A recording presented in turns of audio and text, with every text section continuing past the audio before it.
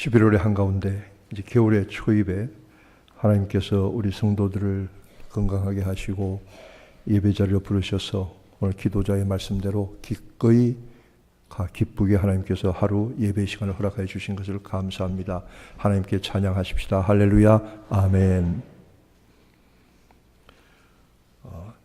다윗의 일생을 한번 가만히 더듬어 보았습니다. 제가 어제 이 말씀을 준비하면서 처음 한번 더듬어 보았는데, 다윗이 30살에 유다의 왕이 되었습니다. 그런데 그가 사무엘 선지를 통해서 왕이 될 것이라고 하는 기름 부음을 받은 것은 그의 나이 아무리 늦거나 빨라도 15살 정도였을 것입니다. 그리고 골리앗과의 싸움을 거쳐서 사울의 중요한 신하가 되고, 그러나 사울에게 미움을 사서 사울이 저를 죽이려고 할 때 쫓겨다닌 그 기간이 아무리 짧아도 10년은 되었을 것이다. 20살부터. 한 사람의 인생을 가만 생각해 보니 한 10년 동안 절대 권력을 가진 왕과 모든 자기를 대적하는 그 백성들에게 쫓겨다녔다고 하는 것이 결코 쉬운 일이 아닙니다.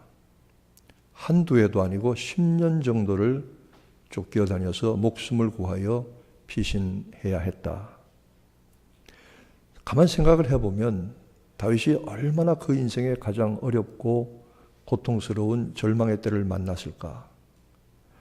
시편을 가만히 읽어보면 시편 가운데서 다윗이 하나님 앞에, 영어로 말하면 그로일링, 아주 막 토해내면서 비명을 지르면서 하나님 앞에 원망을 하듯이 부르짖는 그 기도의 시편들이 여러 편이 있습니다.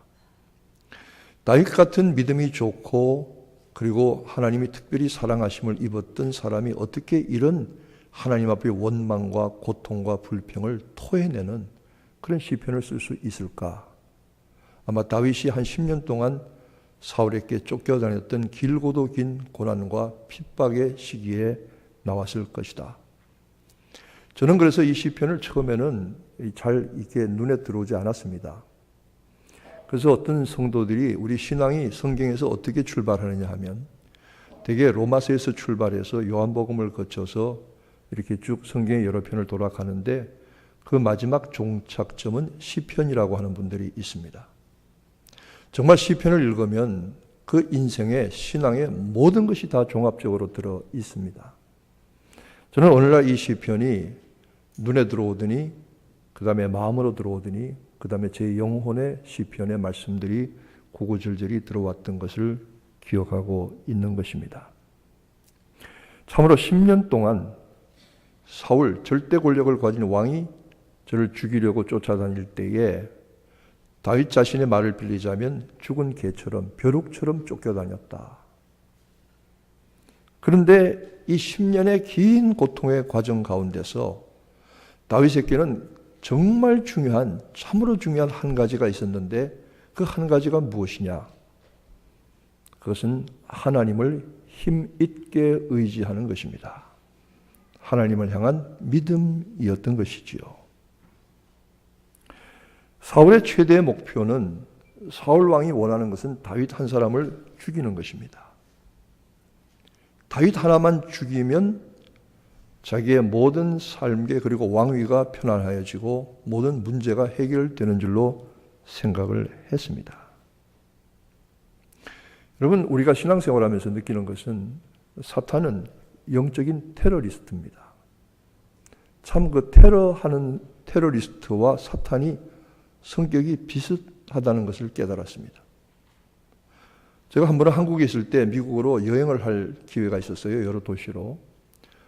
그런데 비행장에 가서 비행기를 타려고 하기만 하면 저를 부르는 거예요. 다른 사람들 다 두고 저를 부르는 거예요. 부르더니 온몸을 다 뒤지는 거예요.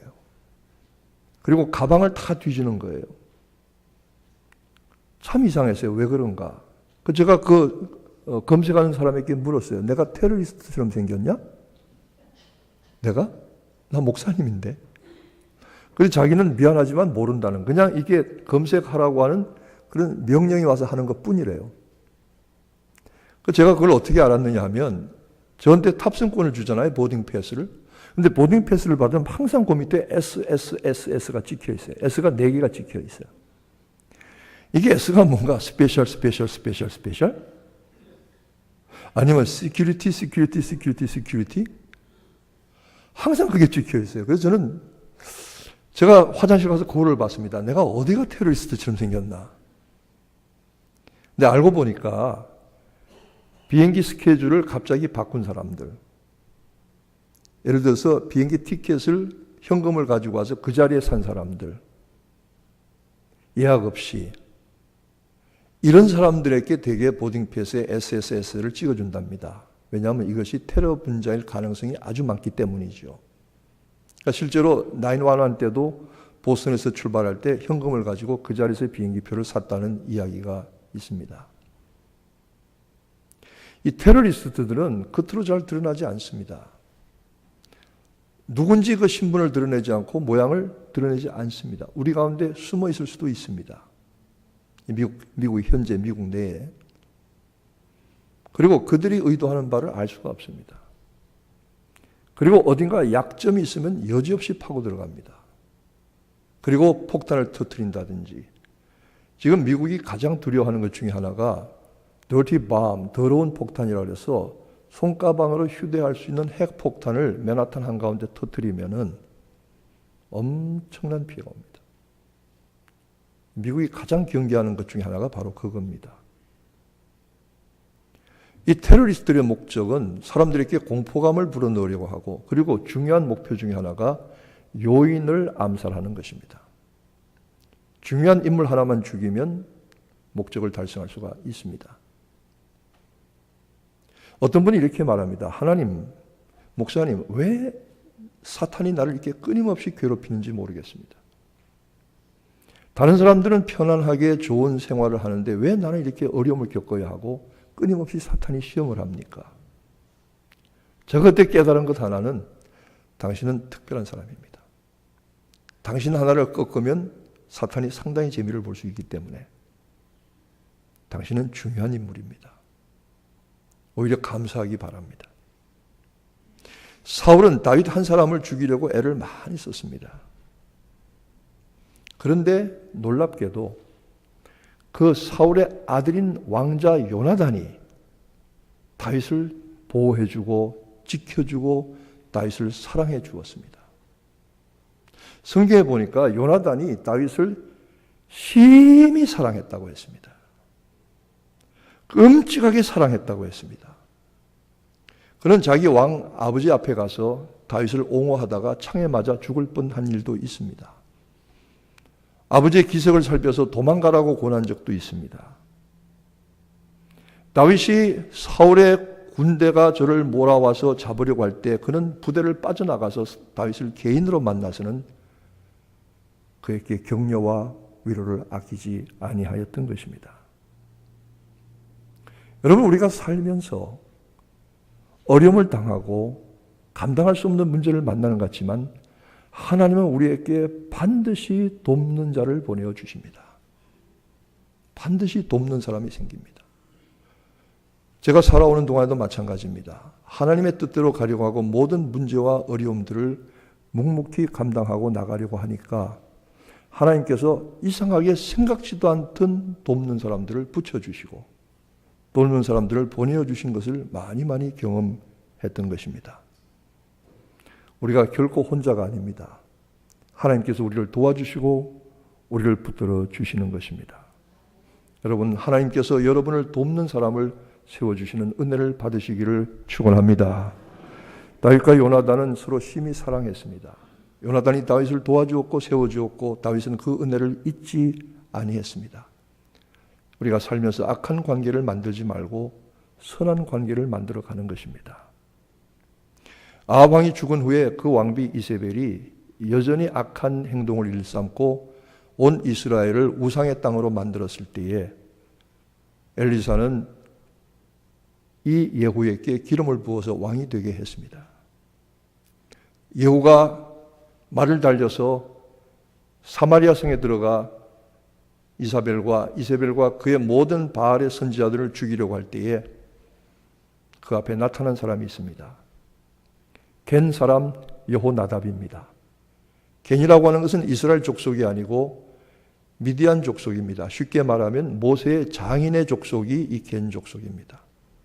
이 사람들은 이스라엘 사람이 아닌데도 불구하고 이스라엘 땅에 들어와서 하나님의 말씀을 지키고 살면서 저들은 포도주를 마시지 아니하고 성 밖에서 거룩하게 살았던 나실인들입니다.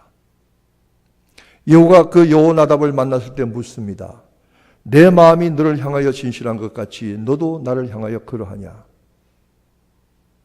저는 이 구절의 말씀을 읽을 때 마음에 참 감동이 되었습니다. 내 마음이 너를 향하여 진실한 것 같이 너도 나를 향하여 그러하냐? 여호나답은 대답합니다. 그러합니다. 그러면 너와 내가 손을 잡자. 이 두 사람은 쳐들어가서 악한 왕 아합의 왕비였던 이세벨을 망루에서 던져 죽이고 그리고 그 아들 70명을 죽인 후에 바알의 모든 선지자들을 깨끗이 숙청했던 이스라엘의 신앙의 부흥의 역사를 일으킨 것을 보는 것입니다. 우리가 살면서 늘 생각하는 것은 의로운 사람들은 의로운 사람들끼리 만나고 놀기를 좋아하는 놀돌이들은 놀기를 좋아하는 놀순이와 만납니다. 꼭 비슷한 사람들끼리 만나는 것을 봅니다. 여러분, 더구나 우리가 이 땅에 살면서 누가 나를 도와줄고 나의 도움이 어디서 올고 하나님께서 여러분의 도움이 되시기를 축원합니다. 성령께서 여러분을 돕는 분이 되시기를 축원합니다. 그리고 여러분을 돕는 믿음의 친구들을 많이 만나게 되기를 축원하는 것입니다. 두 번째로 다윗이 사울에게 쫓겨다녔을 때에 하나님께서 그에게 피할 길을 주셨습니다. 오늘 본문 말씀에 보니까 사울이 많은 군대를 몰아서 그 지역의 사람들과 다윗을 잡으려 왔다고 했습니다. 여러분, 한두 사람도 아니고 군대를 데리고 그 지역의 모든 사람들을 다 돌아서 다윗 한 사람을 잡으려고 포위해 오는 것입니다. 절대 위기의 순간에 부딪히게 되었습니다. 저는 어릴 때 국민학교 다닐 때 시골에서 토끼 사냥을 나간 적이 있는데요. 이 토끼란 놈이 얼마나 빠른지 모릅니다. 토끼 잡을 수가 없습니다. 맨손으로. 그 토끼 사냥을 어떻게 하는가 하니까 국민학교 아이들, 그 당시에 초등학교 아이들 한 200~300명을 데리고 선생님들이 산을 하나 포위하게 만듭니다. 그러고는 둥글게 산을 포위하면서 소리를 지르면서 발을 콩콩 울리면서 산 꼭대기를 향해서 올라갑니다. 그럼 점점 이 포위망이 좁아지고 아이들이 겹겹이 둘러싸게 되지 않겠어요? 근데 이 토끼란 놈은 여러분 묻습니다. 토끼가 앞다리가 깁니까? 뒷다리가 깁니까? 그 토끼를 그래도 보기는 보셨네요. 토끼는 앞다리가 짧고 뒷다리가 길잖아요. 그러니까 뛰어 올라갈 때 산 위를 향해서 가는 건 아주 잘 달려갑니다. 근데 앞다리가 짧으니까 산 꼭대기에서 밑으로 내려오는 것은 토끼가 아주 서투릅니다. 그럼 아이들이 이 토끼 몰이를 할 때 산 꼭대기로 가서 산 반대편 아래쪽으로 몰아내려가면 이 포위망을 좁히면 아무리 빠른 토끼라도 꼼짝없이 산 비탈 내려가다가 뒹굴면서 잡히게 되어 있습니다. 아, 토끼를 이렇게 잡는 거구나. 여러분, 우리 언제 베어 마운틴 한번 가십시다. 토끼 바베큐도 괜찮은 것 같은데. 이 다윗을 잡으려고 모든 군대와 그 당시에 주민들이 모여서 포위했는데 다윗은 꼼짝없이 죽게 되었습니다. 그런데 하나님께서 놀랍게도 피할 길을 주십니다. 느닷없이 블레셋 군대가 쳐들어왔습니다. 사람이 사울에게 와서 말합니다. 왕이여, 큰일 났습니다. 지금 군대를 빼야 됩니다. 왜? 블레셋이 쳐들어왔습니다. 다윗 잡는 것보다 블레셋 막는 것이 더 급합니다. 사울은 그 말을 듣고 급하게 군대를 철수시켰고 다윗은 살아날 수 있었습니다. 여러분, 이것은 다윗에게 주어진 한 가지 경우기는 하지만 우리는 이런 일들을 너무너무 많이 경험하게 됩니다. 사람이 감당할 시험 밖에는 너희에게 당한 것이 없나니 하나님은 미쁘사, 오직 하나님은 미쁘사 너희로 감당치 못할 시험 당함을 허락지 아니하시고 시험 당할 점에 또한 피할 길을 내사 너희로 능히 감당하게 하시느니라. 믿으시면 아멘. 이런 경우 참 많습니다. 정말 나는 감당할 수 없는 일인데 하나님께서 피할 수 있도록 길을 열어주시는 겁니다. 지난주에 우리 교회 성도 한 분이 교통사고를 당했습니다. 깜짝 놀라서 제가 병원에 달려갔는데 그 가운데도 그래도 감사한 것은 이분이 집 앞에 신호등을 건너가다가 건널목을 신호를 보고 건너가는데 갑자기 누가 차로 자기를 풍 쳤는데 공중에 떴다가 떨어졌는데 그 다음부터 정신이 없다는 겁니다. 그 병원 응급실에 실려갔습니다. 참 감사한 것은 차에 치여서 공중에 떨어졌는데 떴다가 떨어졌는데 세상에 얼굴은 한 군데도 다친 데가 없습니다. 제가요 차에 치여서 공중에 떴다가 떨어진 사람 중에 이 얼굴로 땅을 들이받아서 아스팔트를 이빨이 다 나가고 여기 코가 나간 사람을 봤어요. 서울 이태원에서. 얼마나 감사한지. 그 다음에 이 뼈가 부러졌는데 복합골절이 돼서 뼈가 바스러졌으면 복잡한데 정말 그 가운데도 감사한 건 뼈가 딱 부러졌습니다. 본인에게는 고통스럽지만 수술이 간단했어요. 그리고 회복이 급속하게 빨라요. 얼마나 감사한지 모릅니다. 저는 이 말씀을, 이 일을 보면서 성경 말씀이 생각났습니다. 시편 37편에 이런 말이 있습니다. 하나님을 의지하는 자 의로운 자는 넘어지나 아주 엎드러지지 아니하니 주께서 손으로 그를 붙드십니다. 넘어지나 아주 엎드러지지 아니하면 주께서 손으로 붙드십니다. 여러분, 우리의 삶 가운데서 하나님께서 우리를 그의 손을 내밀어서 붙들어 주시는 이 은혜를 힘있게 되기를 바라는 것입니다.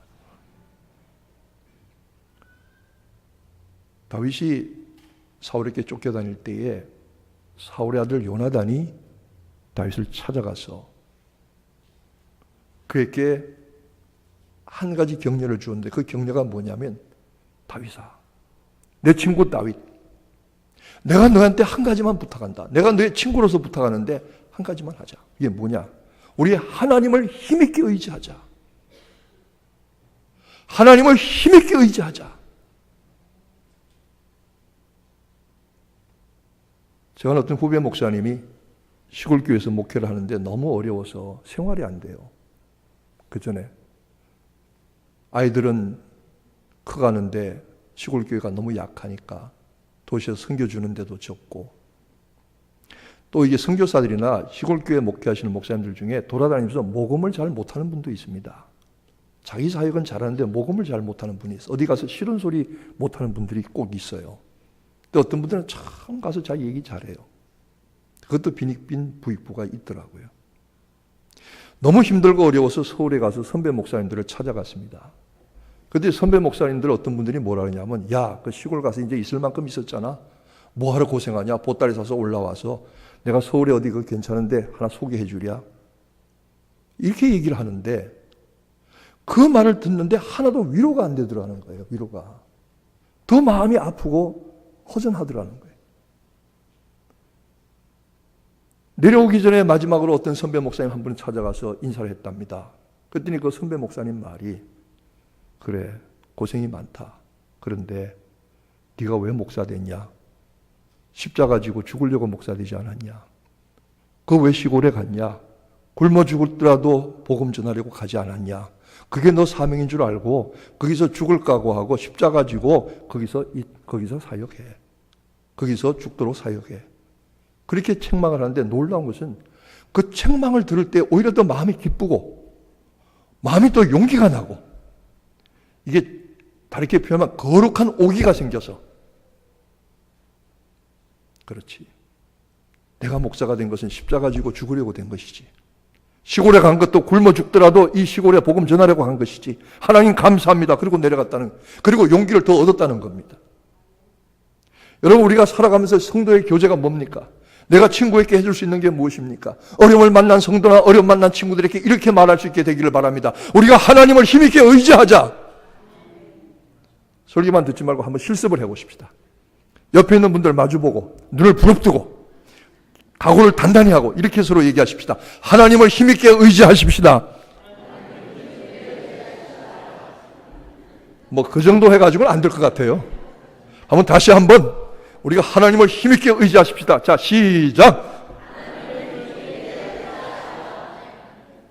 여러분, 이거 해주는 게 친구 아닙니까?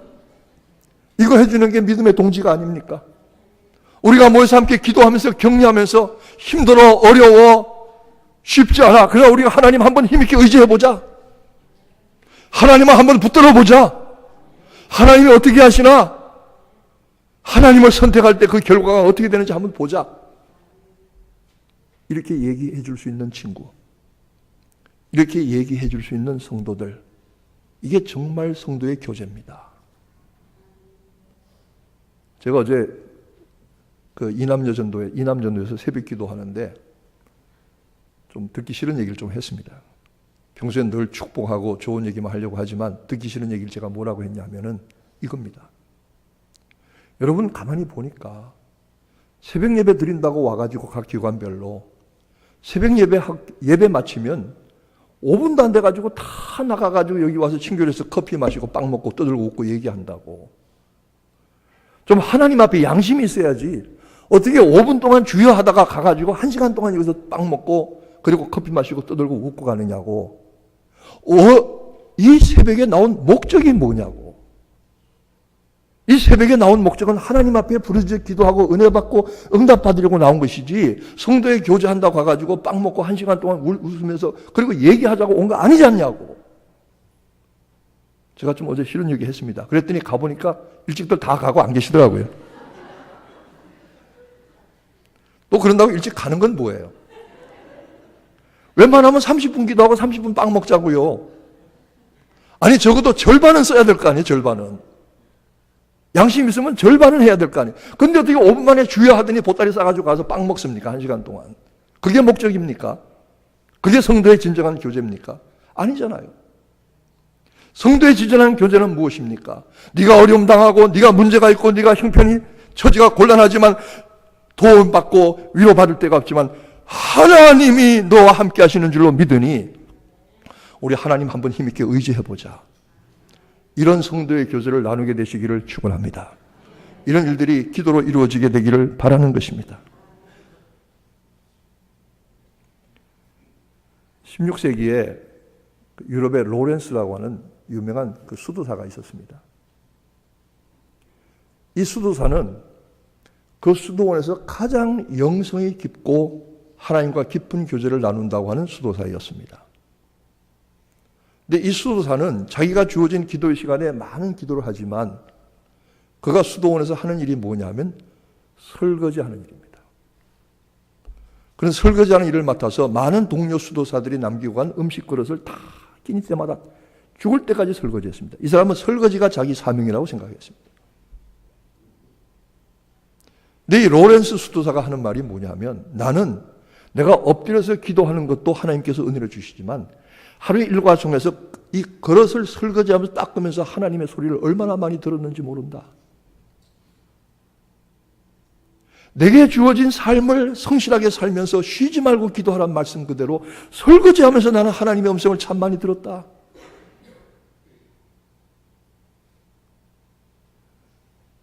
하나님을 의지하고 하나님의 음성과 인도를 받는 것. 여러분 그 서커스 보셨죠? 트래피드인가요? 공중그네 타는 거.